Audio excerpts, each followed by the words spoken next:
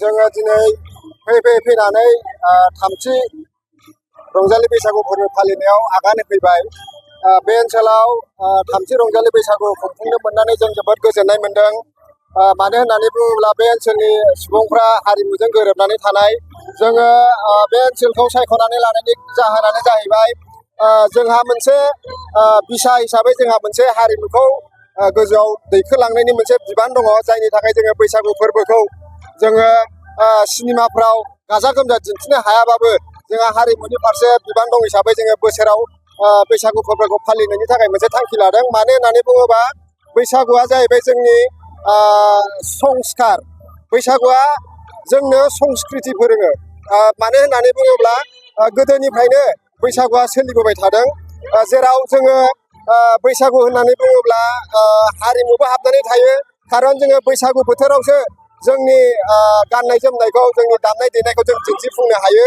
आरो जोङो बैसागु बोथोरावनो मा होनो मोसौ थुखैनाय, बा बे बैसागु बोथोरावनो दावा बिबार, खाथ्रि बिबार, गोखा गोखै जानाय, मोसा थुखैनाय, बेफोर गासिबो जोंनि हारिमुनि मोनसे बाहागो। अब्ला बैसागुआ ओरैबायदि मोनसे गोथार फोरबो, जाय फोरबोआ जोंखौ हारिखौ सिबिनो थाखाय, हारिखौ दिन्थिफुंनो थाखाय, हारिखौ लाखिनो थाखाय इयुन जेनेरेसनखौ फोरोङो। बेखायनो आं बुंदों हारिमुवा मोनसे संस्कार फोरोङो जोंखौ, जाय संस्कारखौ जोङो आबै आबौनिफ्राय, आजै आजौनिफ्राय सोलोंबोदों। आरो बे संस्कारखौ जोङो उन जोलैनिखौ फोरोंलांनांगोन। संस्कारखौ बोरै फोरोङो होननानै बुङोब्ला जोङो बैसागु बोथोराव जोङो गिदिर उन्दै मान होलायो, जायखौ जोङो नैबे दानि जोबोद माने कम्पिटिटिभ समाव जोङो गिदिर उन्दै सनमान होलायनो रोङै जालांदों।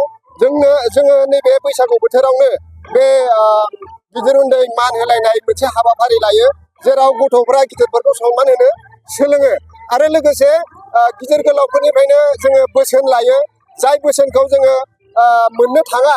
दिनैनि दिनाव गथ' गथाय बिमा बिफाफ्रा गावजों गाव गोजान गोजान जालायबाय।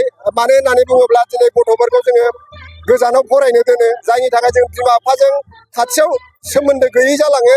जायनि थाखाय बिमा बिफाफ्रा मोजाङै संस्कारफोरखौ होनो हायै जायो, मोजां बोसोनफोरखौ होनो हायै जायो।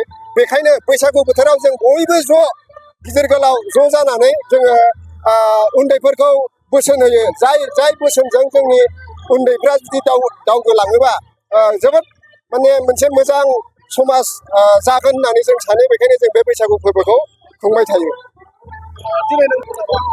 जोङो दिनै जोंनि मानगोनां EM प्रकाश बसुमतारी सारखौ जों लिंहरदों। बिथाङा फैगोन होननानै बुंदों।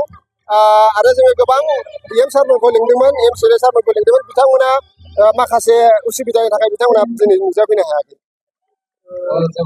दहायनो मोनसे खोथाखौ बुंदों, जोङो बैसागु फोरबोखौ खुंनायनि मेन उद्देश्यआनो जाहैबाय जोङो संस्कार फोरोंलांनो नागिरदों, जेराव जोङो गोदान गोजाम ज' जानानै जायखौनाखि गोदाना रोङा जों बेखौ गोजामनिफ्राय सोलोंनानै लानो खाबु मोननायनि थाखाय। आरो जौगाफु समाजाव टेक्न'लजिया जोबोर गोजौ जालांनाय हिसाबै गोदान महरगिरिफ्राबो गोजाम महरगिरिफोरखौ गोबां फोरोंनो हायो।